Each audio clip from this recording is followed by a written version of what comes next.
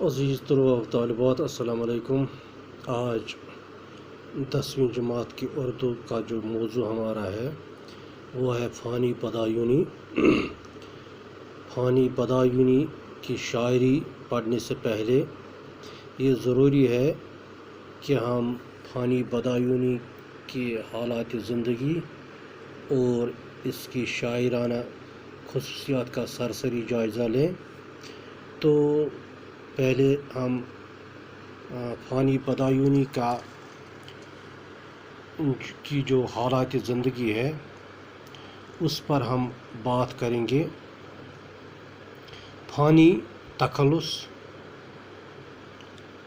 اور شوکت علی خان نام تھا، یعنی اصلی نام فانی بدایونی کا شوکت علی خان تھا اور فانی ان کا تخلص تھا۔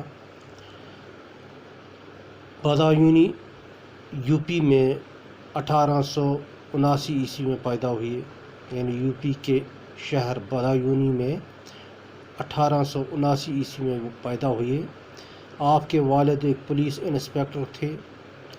آپ ایک خاندانی شخص تھے، یعنی اچھے خاندان سے آپ تعلق رکھتے تھے، لیکن آہستہ آہستہ ان کی مالی حالات خراب ہوتے گئے، یعنی خاندان کا جو مالی حالات تھا وہ آہستہ آہستہ خراب ہوتا گیا۔ آپ کی طبیعت شروع سے ہی شعر و سخن کی طرف مائل تھی، یعنی بچپن سے ہی فانی بدایونی کو شعر و شاعری کا شوق تھا۔ انہوں نے پہلی غزل 11 برس کی عمر میں کہی، یعنی ابھی وہ 11 برس کی عمر کا تھا تو انہوں نے پہلی بار غزل کہی، مگر والد صاحب شعر و شاعری کے شدید مخالف تھے۔ اس کے بعد فانی چھپ چھپ کر شاعری کرتے رہے، یعنی چونکہ والد صاحب اس کے مخالف تھے، شاعری کے مخالف تھے، تو وہ فانی بدایونی چھپ چھپ کر شاعری کرتے تھے۔ فانی کے والد نے ان کا پہلا دیوان جلا ڈالا، یعنی جو ان کا پہلا دیوان تھا شاعری کا وہ ان کے باپ نے جلا ڈالا۔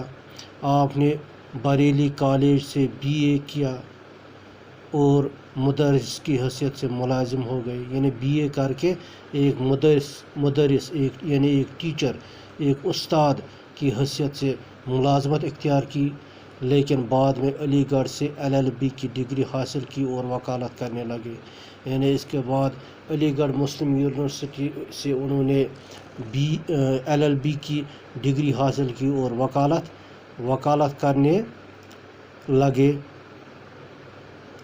تو لیکن اس پیشے سے بھی آپ کو دلچسپی نہیں، یعنی یہ وکالت کا پیشہ جو تھا اس سے بھی ان کی دلچسپی نہیں تھی، اس لیے اس میں کامیابی نہ ہوئی۔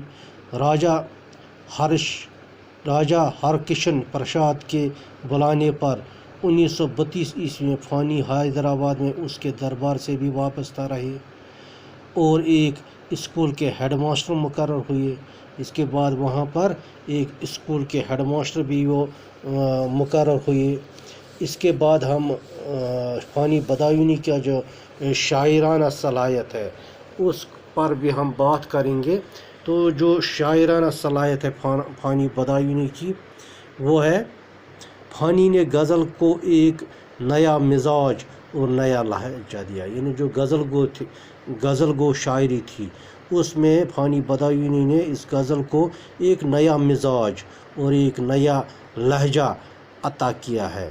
ان کا تقریباً پورا کلام سوز و گزار، رنج و غم، یاس و حسرت اور محرومی و ناکامی کا مجموعہ ہے، یعنی یہ سبھی چیزیں زندگی میں جو ان کو سامنے آئی وہ ان کی شاعری میں ان چیزوں کی عکاسی ہوتی گئی۔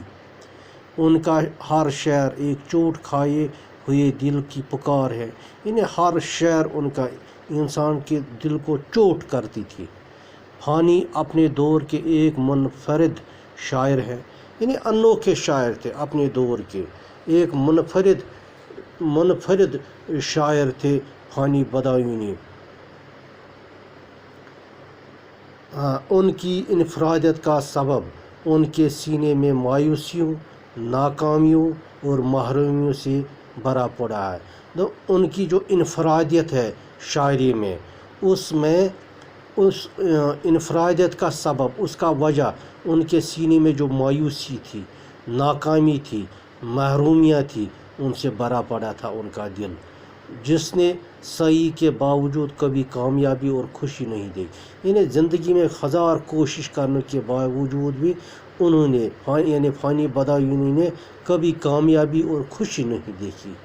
یہی وجہ ہے کہ ان کی شاعری میں قنوتیت ہے، یعنی قنوتیت ان کی شاعری میں موجود۔ یہ وجہ یہ ہے کہ انہوں نے کبھی بھی خوشی نہیں دیکھی، کبھی بھی کامیابی نہیں دیکھی۔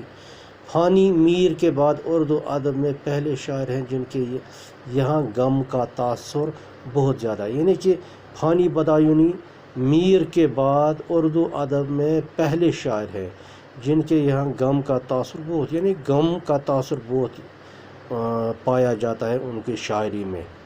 فانی نے پوری زندگی تقریباً رو کر ہی گزاری، یعنی تقریباً پوری زندگی انہوں نے رو کر ہی گزاری، یعنی کبھی خوشی نہیں دیکھی۔ موت ان کے یہاں ایک محبوب کی حیثیت رکھتی ہے، موت یعنی کہ زندگی کے بعد موت کو وہ ایک محبوب کی حیثیت سمجھتے تھے، یعنی ان کے پاس موت ایک محبوب کی حیثیت رکھتی تھی، وہ اسے اپنی زندگی کے سارے دکھوں کا علاج سمجھتے ہیں۔ فانی بدایونی سمجھتے کہ جب انسان کو موت آتی ہے تو تمام دکھوں کا علاج ہوتا ہے، یعنی چونکہ ان کے دل میں بھی کافی دکھ تھے، کافی ناراضگیاں تھیں، کافی نا امیدیاں تھیں، تو وہ کہتے ہیں کہ جب موت آئے گی تو ان تمام دکھوں کا علاج ہوگا۔ اس خصوصیات کی بنا پر اکثر فانی کو سیاسیات کا امام کہا جائے۔ ان تمام خصوصیات، کیونکہ انوکھی خصوصیات تھی فانی بدایونی کے اندر، تو ان خصوصیات کے بنا پر اکثر لوگ فانی کو سیاسی امام کہا جائے، یعنی ان کا جو الگ انوکھا انداز تھا، یعنی کہ وہ اس طرح سے تھا، وہ زندگی کے مقابلے میں موت کو ترجیح دے رہے تھے، کیونکہ وہ سمجھتے تھے کہ میں زندگی میں ناکام، میں کچھ نہیں کر سکا، مجھے صرف غم ہی غم زندگی میں پیش آئے، مجھے خوشی نصیب نہیں ہوئی، تو اس سلسلے میں وہ موت کو زیادہ پسند کرتا تھا۔ وہ کہتا تھا کہ موت ہی ان تمام دکھوں کا علاج ہے۔ تو عزیز طلاب طالبات، یہ سرسری ایک جائزہ تھا فانی بدایونی کی حالات زندگی اور ان کے شاعرانہ خصوصیات کی۔ تو انشاءاللہ آپ نے یہ سمجھا ہوگا اور امید ہے کہ آپ یہ نوٹ کر کے رکھیں گے۔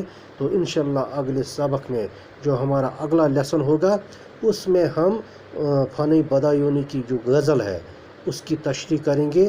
آج کے لیے بس اتنا ہی، شکریہ۔